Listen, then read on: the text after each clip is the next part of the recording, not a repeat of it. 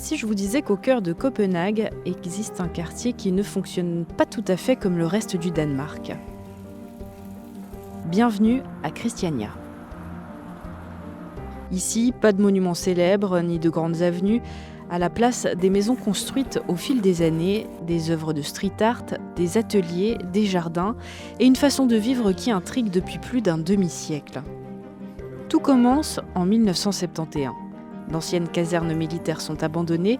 Des habitants décident alors d'occuper les lieux pour expérimenter une autre manière de vivre fondée sur le partage, l'autogestion et la vie en communauté. Ici, réparer vaut souvent mieux que remplacer. Les matériaux trouvent une seconde vie, les objets circulent et chacun est encouragé à réutiliser plutôt qu'à jeter. Aujourd'hui, près d'1 millier de personnes vivent à Christiania. Les décisions importantes sont traditionnellement discutées collectivement et le quartier continue de défendre un mode de vie différent du reste de la ville. Mais Christiania n'a jamais été un long fleuve tranquille.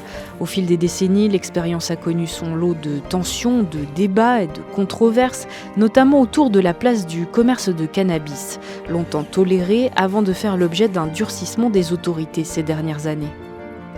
Pourtant, ce qui surprend le plus lorsqu'on s'y promène, c'est le calme. Entre les maisons colorées, les sentiers et le lac, on oublie presque que l'on se trouve au cœur d'une capitale.